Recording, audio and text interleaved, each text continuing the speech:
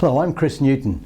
How do you respond when a prospect says, "Sorry, we're going with another contractor, you were just too expensive"? It's gut-wrenching, isn't it? Especially if you've put a ton of effort into your proposal and maybe worked up some great design ideas and come up with a fair price. And you really want that job. It's worse still when you find out that you lost the job to some cowboy whom you know hasn't quoted on everything that you included, or they're cutting prices so low they can't possibly make a profit without cutting some corners.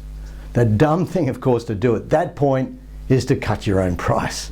After all, you won't cut corners on the project. You won't let the client and yourself down with poor workmanship. And you won't mislead the client with add-ons that come up later but were left out of the quote.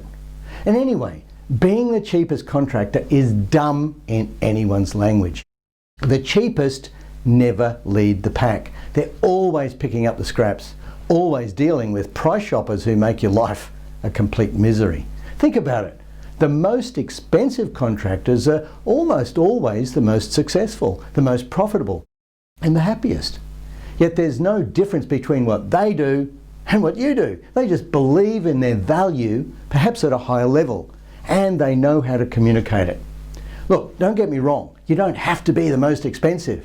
But if you know you're great at what you do, wouldn't you rather have people saying, "You're a bit expensive, but worth every single cent"? So here's the first of 3 key things to do to win those jobs at your price.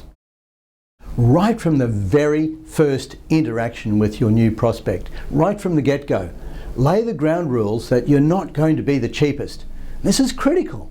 You see, if right from your first conversation you explain why you aren't going to be the cheapest, and you explain the traps of going for the cheapest quote, the prospect will be more informed about why they should discard a lower quote in favour of yours. Now, if you're already doing this, great.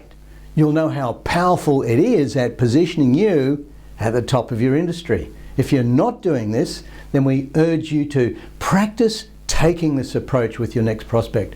You'll be blown away by how seamlessly effective it is, how it gets you more projects and more profitable jobs without discounting or cutting margins. And when you have proven to yourself how powerful that first tip is, you're going to love tip number 2. That's next week. It's a ripper. See you then. I'm Chris Newton.